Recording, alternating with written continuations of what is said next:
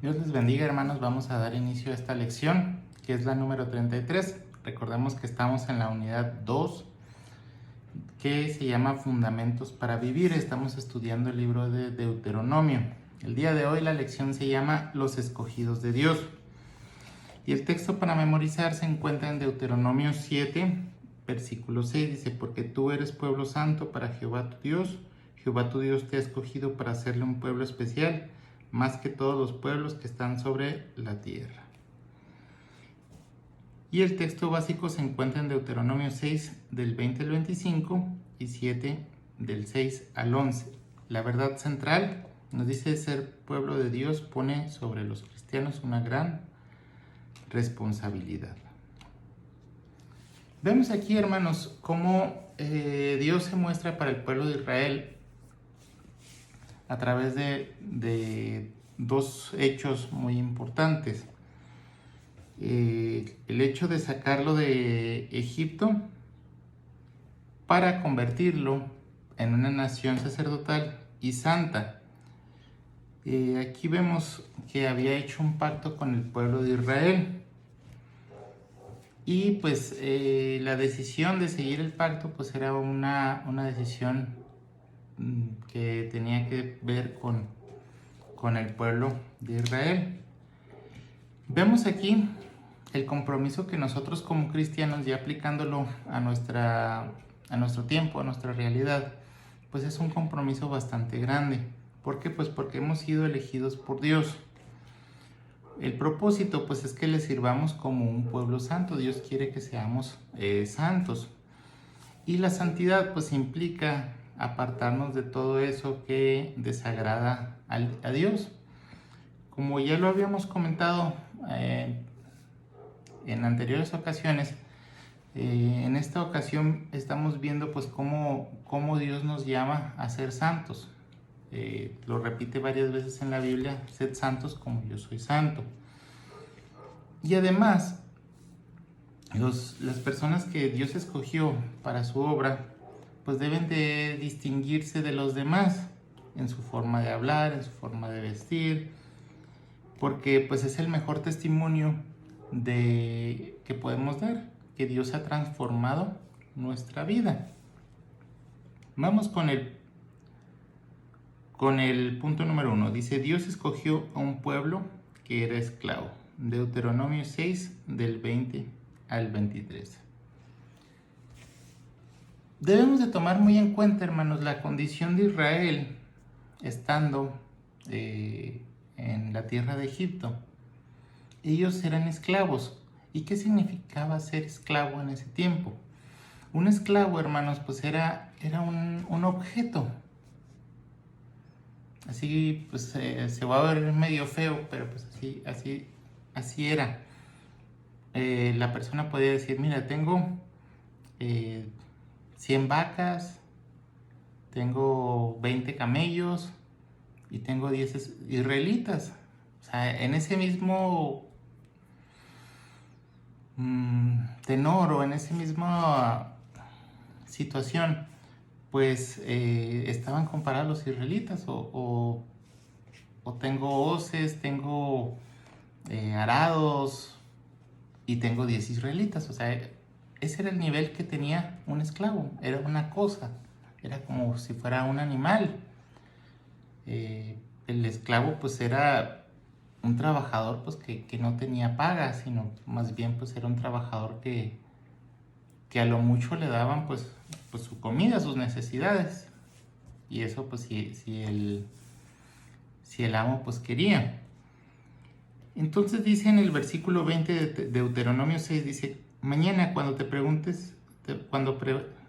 preguntaré tu hijo diciendo, a ver, otra vez. Mañana cuando te preguntaré tu hijo diciendo, ¿qué significan los testimonios, estatutos y decretos que Jehová nuestro Dios os mandó?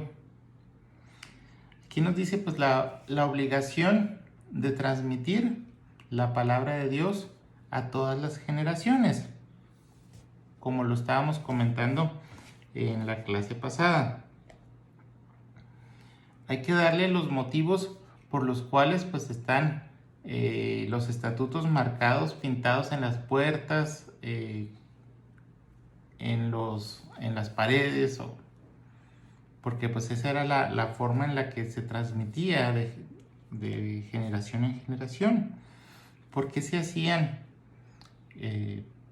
estas celebraciones como la Pascua, donde representaban pues todo lo que vivieron o todo lo que pasaron los del pueblo de Israel para salir del pueblo de Egipto? Pues era una cena que se hacía, y cómo recordaban pues esa situación. Entonces aquí nos dice, cuando tu hijo preguntare pues qué son todos estos estatutos y mandamientos, ahora sí pues tú vas a responder. Versículo 21 dice, entonces dirás a tu hijo, nosotros éramos siervos de Faraón en Egipto, y Jehová nos sacó de Egipto con mano poderosa. Otra vez volvemos a lo mismo, una condición deplorable.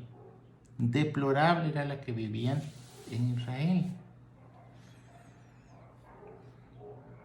Hay un chiste de internet donde están viendo las pirámides, una pareja, y lo le ponen ahí que esa pirámide fue construida por los ovnis, y luego ponen otra imagen donde están los esclavos pues levantando los ladrillos, y dice, sí, como no, ovnis. O sea, haciendo pues de manera irónica pues todo el trabajo que se llevó el construir esos grandes monumentos, para que al final pues pues esa construcción pues digan que fueron los ovnis quien lo hicieron. Pero no, hermanos, o sea, el hecho está en que el trabajo realizado por los esclavos para construir monumentos, el trabajo realizado pues para las cosechas, para muchas cosas, pues era hecho por los israelitas, y era un trabajo sucio, y era un trabajo deplorable, deprimente. Entonces, el hecho de decir, nosotros éramos siervos de Faraón, pues es decirle al hijo, nosotros vivíamos en esclavitud, vivíamos en las condiciones más inhumanas posibles. Pues comparado con las etapas históricas, el esclavismo, el feudalismo, y ahora pues lo que nosotros estamos viviendo, pues era de las etapas más dolorosas, precisamente por esa situación que se acostumbraba a tener esclavos, que era lo más normal para un pueblo, y estos esclavos pues eran gente que servía. Versículo 22, Jehová hizo señales y milagros grandes y terribles en Egipto sobre Faraón y sobre toda su casa delante de nuestros ojos. Pues aquí tenemos lo que fueron las 10 plagas de Egipto, y pues al final cómo pues tuvo que morir el primogénito de Faraón para que pues los dejara salir, y pues cómo recordaron toda esta situación en la cual pues ellos fueron liberados. O sea, el corazón del Faraón, dice la Biblia que fue endurecido, pero pues en cierta forma usted no deja ir tan fácilmente sus cosas.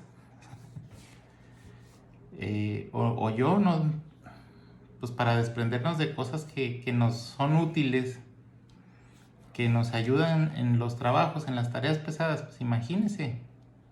O sea, de ahí también partía pues este endurecimiento de corazón pues que tenía Faraón, para poder dejar libres a los hijos de Israel.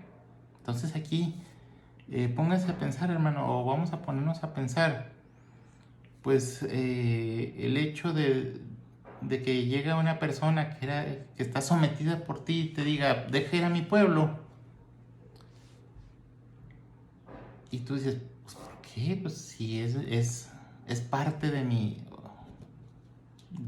mis bienes, o sea, son partes de mis bienes. Hasta ese nivel, hermanos, pues estaba el pueblo de Israel.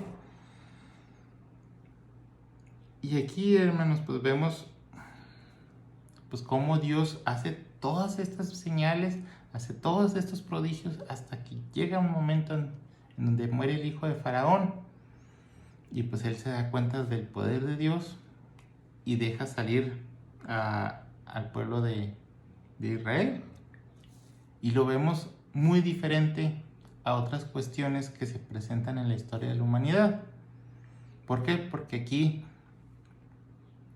vemos, o si estudiamos algo de historia, pues la esclavitud se acabó por las insurrecciones de los esclavos, que ya no querían vivir en ese tipo de condición.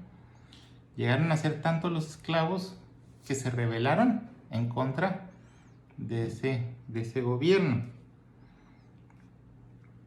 Y aquí pues fue una salida, vamos a decirlo así, pacífica. Israel no tuvo que mover ningún dedo para poder salir de con Faraón. Dice versículo 23, y nos sacó de allá para traernos y darnos la tierra que juró a nuestros padres. Estamos viendo aquí, Dios sacó a Israel de Egipto con un propósito, cumplir la promesa que tenía sobre los patriarcas o los grandes patriarcas de Israel. Dice, Dios no sacó al pueblo para que pareciera hambre y sed, sino para darles una tierra que manaba leche y miel. Sus sufrimientos se debieron a su desobediencia y rebeldía. Bien, vamos al punto número 2. Dios exigió obediencia al pueblo escogido. Deuteronomio 6, 24 y 25. Dice el versículo 24, y nos mandó Jehová que cumplamos todos estos estatutos y que temamos a Jehová nuestro Dios para que nos vaya bien todos los días, para que nos conserve la vida como hasta hoy. ¿Cuál es la situación con los mandamientos y los estatutos? Que si uno seguía los mandamientos y los estatutos, pues la consecuencia que traería, pues sería que traería bendición. Más adelante, hermanos, en Deuteronomio, hay 2 capítulos muy interesantes que uno se llama las bendiciones sobre la obediencia y las maldiciones sobre la desobediencia. Entonces, en esta ocasión, hermanos, en este libro se repite mucho que se cumplen los estatutos, que se cumplen los mandamientos, que se cumplan las disposiciones dadas por Dios, porque el hecho de observarlas, el hecho de que se realicen, pues va a traer bendición a la vida de los israelitas. Además de que traían promesas, y las promesas pues están implícitas dentro de la obediencia que ellos pudieran tener. Versículo 25 dice, y tendremos justicia cuando cuidemos de poner por obra todos estos mandamientos delante de Jehová, nuestro Dios, como Él nos ha mandado. Dice, y la frase tendremos justicia literalmente significa y se nos hará justicia. Es decir, seremos considerados justos por Dios si hacemos todo lo que Él nos ha ordenado. Dice, cuando nosotros tratemos de agradarle, seremos aceptables a sus ojos y dignos de su protección. Dice, delante de Jehová significa no solo en su presencia, sino de acuerdo con su juicio, esto es, que lleve su aprobación. Punto número 3, dice, Dios requirió santidad al pueblo escogido. Dice, porque tú eres mi pueblo santo, es Deuteronomio 7 del 6 al 11, versículo 6 del capítulo 7, dice, porque tú eres pueblo escogido santo para Jehová tu Dios. Jehová tu Dios te ha escogido para hacerle un pueblo especial, más que todos los pueblos que están sobre la tierra. Volvemos otra vez a lo mismo. La palabra santidad, recordemos, o santo, significa apartado para Dios. No por la calidad moral, no por alguna otra situación que tenga que ver con el cumplimiento de las normas, es porque Dios quiere escoger a este pueblo. ¿Para qué? Para hacerlo apartado, para hacer un pueblo diferente a lo que son los demás pueblos de la tierra. Dice versículo 7, no por ser vosotros más que todos los pueblos os ha querido Jehová, y os ha escogido, pues vosotros erais más insignificantes que todos los pueblos. Vemos aquí, hermanos, pues como esta parte donde dice os ha querido Jehová, pues es, en el idioma original, pues es un ferviente amor que tiene Dios para el pueblo. Y aquí llama mucho la atención también que dice que es el pueblo más insignificante de todos. Volvemos a lo mismo, o volvemos un poquito para atrás. Israel era un pueblo esclavo, vivía en esclavitud, vivía en un modelo donde ellos pues significaban nada para sus amos. Para los egipcios un israelita pues no valía nada, o valía como una mercancía. Entonces imagínense, hermanos, sacar un pueblo de la esclavitud y volverlo un pueblo establecido, un pueblo en un lugar estratégicamente para el mundo, hablando pues en el mundo como tierra, como planeta, no como es este sistema malvado que conocemos. En un lugar estratégico del mundo donde hay petróleo, donde hay recursos naturales, donde hay mar, donde hay muchas cosas, pues solamente es por la gracia de Dios. Por eso nosotros vemos y decimos y podemos comparar nuestra vida con el pueblo de Israel. ¿Por qué? Porque nosotros vivimos por la gracia de nuestro Señor Jesucristo. ¿Sí? Porque Dios tuvo complacencia de nosotros, porque Dios nos amó. Y dice que nos amó primero. Entonces, a través de Cristo y de su sangre, pues tuvo misericordia de nosotros. En el versículo 8 dice: sino por cuanto Jehová os amó y quiso guardar el juramento que juró a vuestros padres, os ha sacado Jehová con mano poderosa y os ha rescatado de servidumbre de la mano del faraón, rey de Egipto. Versículo 9 dice: conoce pues que Jehová tu Dios es Dios, Dios fiel, que guarda el pacto y la misericordia a los que le aman y guardan sus mandamientos hasta 1000 generaciones. Nos repite el libro de Samuel, el primer libro, capítulo 15, versículo 29, que nos dice que Dios no es hombre para que mienta, ni hijo de hombre para que se arrepienta. Lo que Dios promete, lo cumple.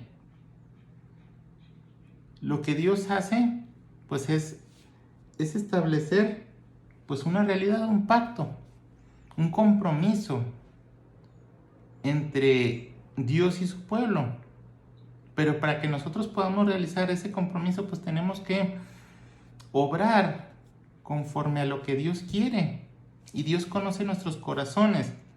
No significa que es seguir literalmente lo que viene en el mandamiento, sino que es buscar servir a Dios o mostrarle amor a Dios a través de nuestra obediencia, que esto es muy importante para el cristiano también. ¿Por qué? Porque la ley no se puede cumplir a cabalidad, porque es imposible que nosotros por méritos propios podamos llegar a Dios. Nosotros necesitamos de Dios para poder ser un pueblo pues que goce de estas maravillas, de estas promesas. Y pues Dios tiene que ver nuestro corazón para que nosotros podamos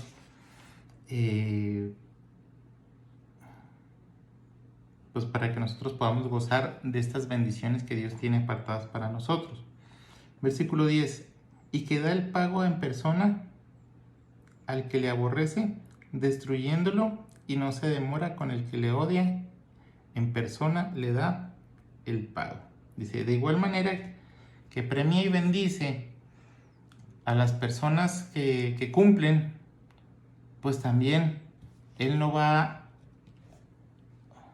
a estar, el que no es fiel a Dios, pues va a experimentar una situación de sequía. Estamos hablando del ámbito espiritual, una situación de desobediencia, de maldición en su vida. Y dice, y guarda por tanto, versículo 11, los mandamientos, estatutos y decretos que yo te mando hoy, que cumplas. Hermanos, pues la desobediencia trae un castigo implícito, la obediencia trae una bendición implícita. Dice aquí que cumplir con los mandamientos, y aunque fuera por conveniencia o por egoísmo, dice que nos convendría cumplirlos. Pero, pues siendo Dios nuestro Padre, hermanos, pues también buscar el hecho de que nosotros podamos cumplirlos por amor a Dios, por acercarnos a Dios. Porque la persona que está lejos de Dios, pues nada es. Entonces, hermanos, pues esta es la lección de esta semana. Con el favor de Dios nos vemos la próxima. Que el Señor les bendiga.